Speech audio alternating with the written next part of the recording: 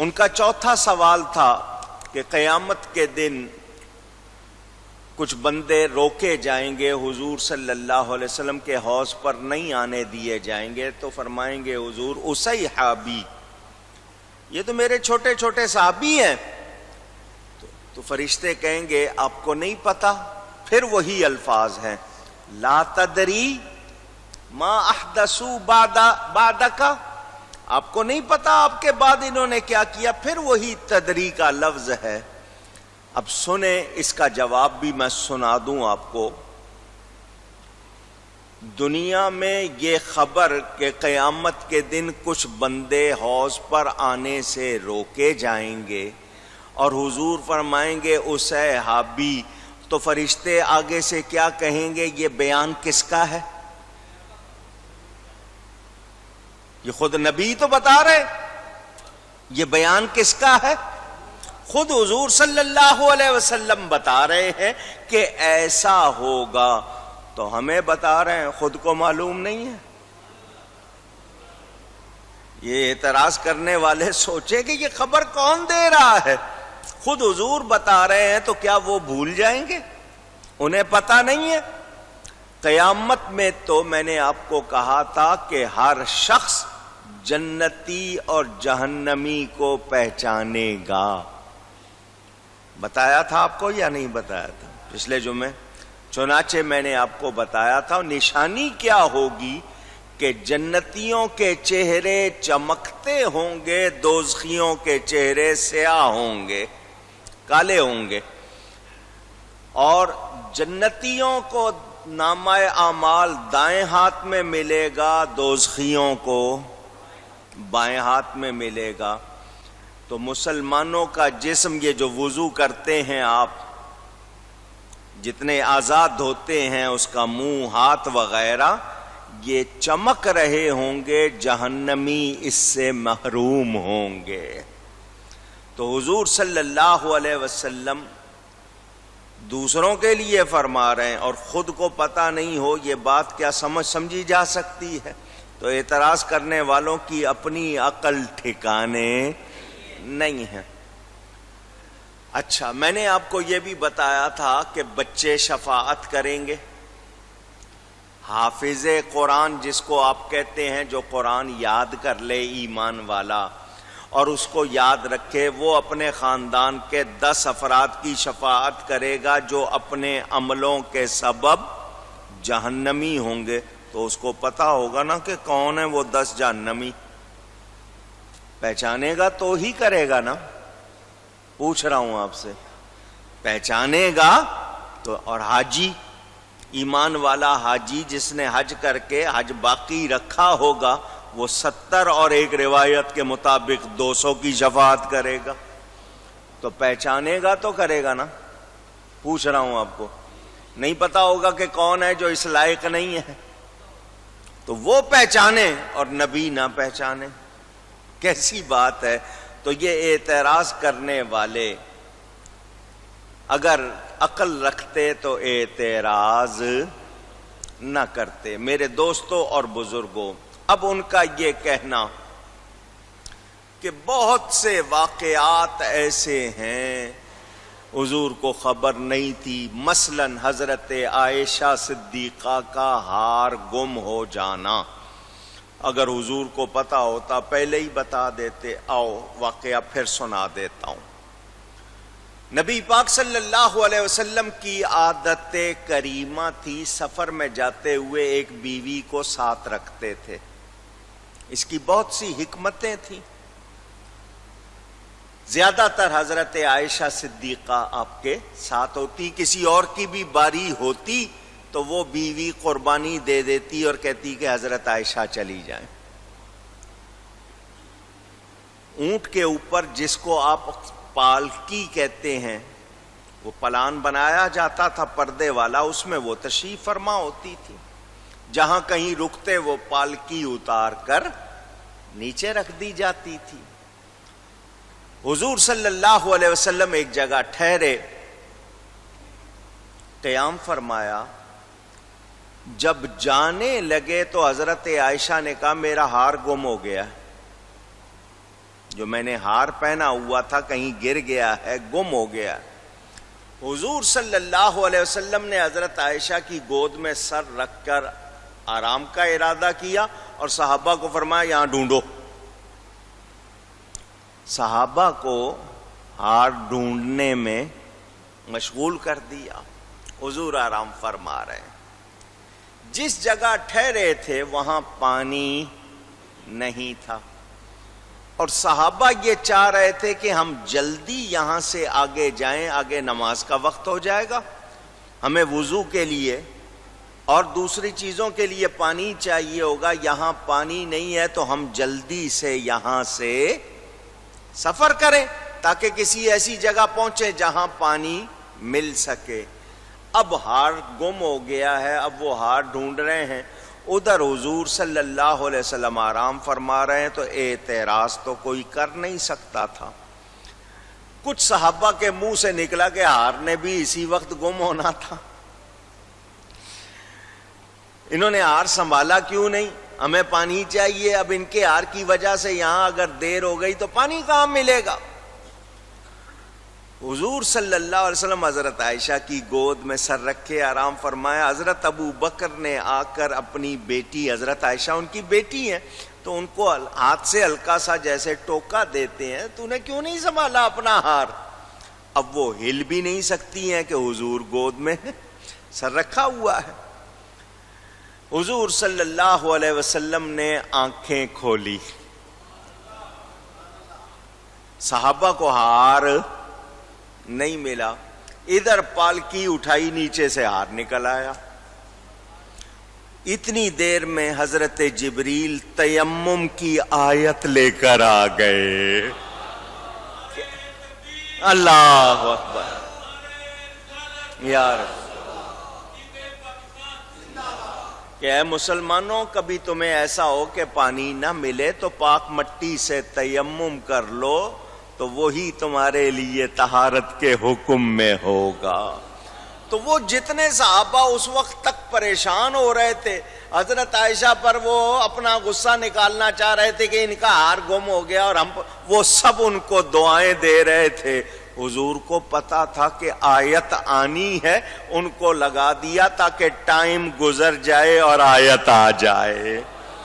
تو یہ بے خبری کی بات ہے یا باخبری کی بات ہے؟ پتا تھا کہ آیت آنی ہے، تو دوسری طرف جدھر ہار نہیں تھا ادھر ڈھونڈنے پہ لگا دیا، خود آرام فرما رہے ہیں تاکہ جبریل کے آنے کا وقت ہو جائے۔ تو جس کو تم بے خبری کہہ رہے ہو، حقیقت میں تو وہ باخبری ہے۔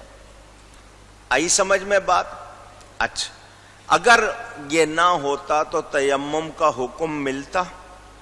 وہ سارے ہی سلام کر رہے تھے حضرت عائشہ کو، یہ آپ کی پہلی مہربانی نہیں ہے، یہ آپ کی وجہ سے پوری امت کو آسانی مل گئی ہے۔ نہ آپ کا ہار گم ہوتا نہ یہ ملتا، تو یہ ہار گم ہونا تو ہمارے لیے اچھی بات ہو گئی ہے۔ سمجھ آئی؟ اب اس پر کوئی کہے کہ حضور کو خبر نہیں تھی، تو ایسا شخص خود بے خبر ہے یا نہیں ہے؟ اونچی۔ اچھا میرے دوستوں اور بزرگوں، کہتے ہیں دیکھو حضور صلی اللہ علیہ وسلم 2 دن تراویح پڑھنے آئے، تیسرے دن نہیں آئے، اور بعد میں فرمایا اگر میں آ جاتا تو یہ تم پر فرض ہو جاتی، تم پر ہمیشہ کے لیے فرض ہو جاتی، تمہاری آسانی کے لیے، کہ تمہارے لیے مشقت ہوتی۔ اب یہ کہتے ہیں پتا ہوتا تو میں نے کہا سنو، اللہ تعالی بغیر سبب بھی فرض پر فرمانے پر قادر ہے یا نہیں؟ کسی سبب کی ضرورت ہے نہیں، مگر حضور کو پتا تھا، حضور کو کہ اگر میں گیا تو فرض ہو جائے گی، تشریف نہیں لائے تو یہ بے خبری ہے یا باخبری ہے؟ کہیے۔ اچھا، حضرت عائشہ صدیقہ رضی اللہ تعالی عنہا پر منافقوں نے تہمت لگائی۔ میں واقعہ سنا دیتا ہوں۔ رمضان میں درس تراویح میں اکثر سنتے ہیں لوگ، آیتیں آتی ہیں، مگر اس وقت موضوع آیا ہے، میں آپ کو سنا دوں، آپ کے ذہن میں بھی کہیں سے سننے کو ملے تو ذہن صاف ہو۔ نبی پاک صلی اللہ علیہ وسلم کا طریقہ تھا کہ ایک شخص کو آگے رکھتے تھے، کچھ میل 2 میل آگے رہو، تاکہ آگے سے کچھ اگر آ رہا ہے تو تم پیچھے آ کے لشکر کو بتاؤ، اور ایک شخص کو پیچھے رکھا جاتا تھا تاکہ وہ پیچھے سے اگر کوئی واقعہ ہونا ہو تو خبر دے دے۔ یہ طریقہ سکھانا تھا امت کو آسانی کے لیے، ان کی حفاظت کے لیے۔ سفر میں حضرت عائشہ صدیقہ اسی طرح ساتھ تھیں، ایک جگہ پڑاؤ ڈالا، پالکی اتار کے نیچے رکھی گئی، جب جانے لگے تو حضرت عائشہ صدیقہ پالکی میں نہیں تھی، کسی اپنی ضرورت کے لیے ادھر ادھر ہوئی، تو چونکہ محسوس نہیں ہوتا تھا وزن کوئی زیادہ، صحابہ نے پالکی اٹھا کے اونٹ پہ رکھ دی اور روانہ ہو گئے، وہ اس پالکی میں نہیں تھی۔ جب وہ تشریف لائیں اس جگہ پر جہاں قافلہ رکا تھا تو قافلہ وہاں سے جا چکا تھا، وہ وہیں بیٹھ گئیں، وہیں پر بیٹھ گئیں کہ مجھے نہیں پائیں گے تو لینے آئیں گے۔ ادھر وہ جو پیچھے آ رہا تھا بندہ جس کی ڈیوٹی تھی وہ پہنچ گیا، اس نے جب مومنوں کی ماں کو وہاں دیکھا تو اس نے سواری پیش کی کہ آپ سوار ہو جائیں، میں لے کے چلتا ہوں۔ یہ بات مدینہ منورہ میں جب پہنچی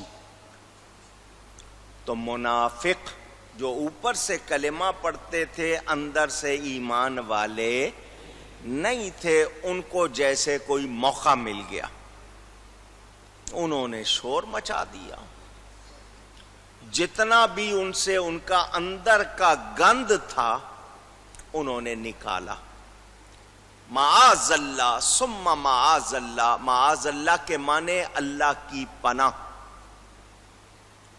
انہوں نے بہت کچھ کہا، حضرت عائشہ صدیقہ کے خلاف باتیں کی۔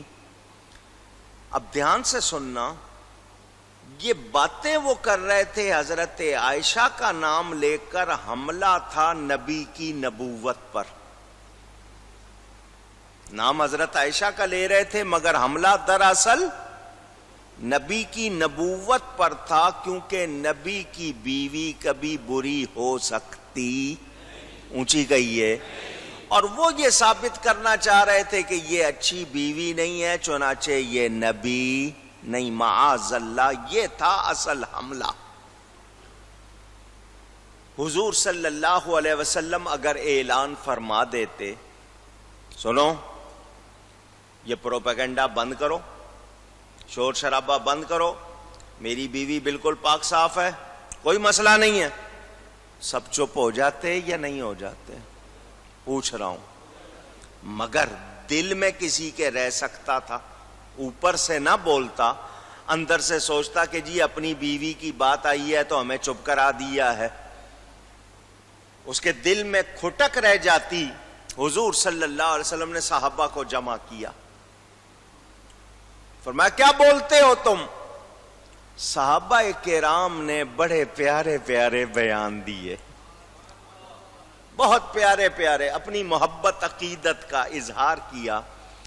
حضرت عثمان غنی ذوالنورین رضی اللہ تعالی عنہ نے کیا کہا، ذرا سنویں، آپ سنانا چاہتا ہوں آپ کو، کہ حضور وہ مکھی جو گندگی پہ بیٹھ جاتی ہے، اللہ اس مکھی کو آپ کے کپڑوں اور جسم پر نہیں بیٹھنے دیتا، وہ کسی بری عورت کو آپ کی بیوی کیسے بننے دے گا؟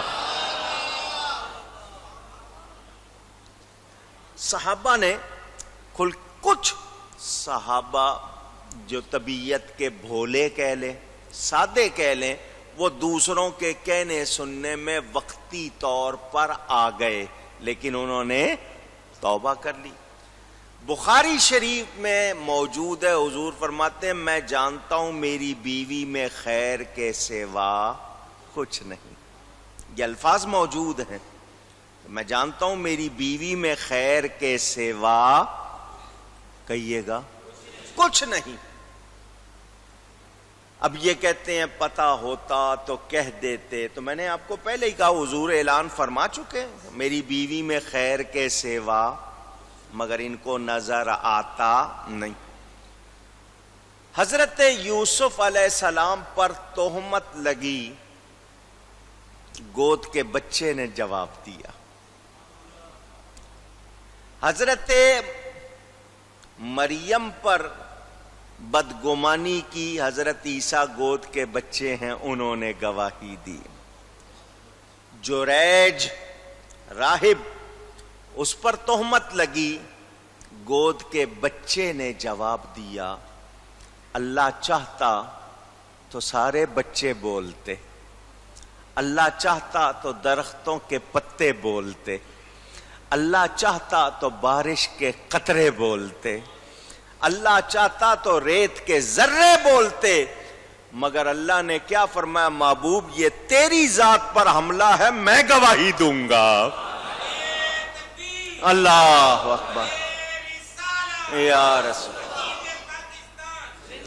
17 سے زیادہ آیتیں اللہ نے حضرت عائشہ کی شان میں اتاری، رب ہو کر گواہی دی. کیونکہ حملہ دراصل کس پر تھا؟ نبی پر تھا. یا اللہ نے کیا فرمایا؟ محبوب یہ تیری ذات پر حملہ ہے، میں رب ہو کر گواہی دوں گا. قیامت تک کے لیے وہ قرآن میں آیتیں پڑھی جائیں گی، حضرت عائشہ کی شان بیان ہوگی. اعلیٰ حضرت فرماتے ہیں نا، بنت صدیق آرام جانے نبی، اس حریم براعت پہ لاکھوں سلام. وہ خاتون جس کی براعت کا بیان اللہ نے دیا ہے، ان پر لاکھوں سلام. تو یہ کہتے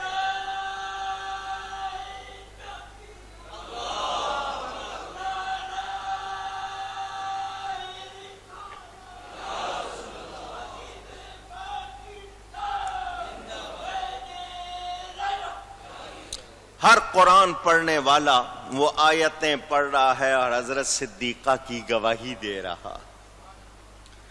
آئندہ قاضی لوگوں کے لیے بھی قانون بن گیا کہ فیصلہ کیسے دینا ہے، صرف اپنے علم سے نہیں دینا. یہ لوگ جو آج اعتراض کرتے ہیں یہ خود کچھ جانتے نہیں. اور میں نے آپ کو پہلے جمعہ جب یہ موضوع شروع کیا تھا اس وقت بتایا تھا، جب رب نے اپنا آپ نہیں چھپایا اور کیا چھپانا ہے.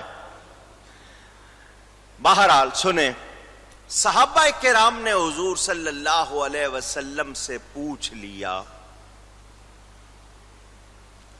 کہ جی آپ کو درختوں کے بارے میں معلوم ہے، تو آپ نے کیا بکریاں چرائی ہیں؟ تو کیا صحابہ کا کیا مطلب تھا؟ وہ جانتے نہیں تھے کہ نبی کو ویسے بھی خبر ہوتی ہے؟ نہیں، بلکہ ان کا مقصد تھا ذریعہ علم. ذریعہ علم کے کیا ذریعہ ہے کہ یہ تجربے سے ہوا ہے یا وحی سے ہوا ہے. میں کسی سے پوچھوں بھئی کیسے جانتے ہو تم، یہ بات تمہیں کیسے معلوم ہے؟ تو وہ آگے سے وجہ بتائے گا، تو مجھے وہ ذریعہ جاننا ہے. تو صحابہ کا مقصد کیا تھا؟ ذریعہ جاننا تھا کہ حضور یہ بات آپ وحی کے مطابق فرما رہے ہیں یا تجربے کے مطابق فرما رہے ہیں. ہر بات کا جواب موجود ہے، مگر کس کے لیے؟ جو سمجھنا چاہے. جو سمجھنا نہ چاہے اس کے لیے جواب نہیں.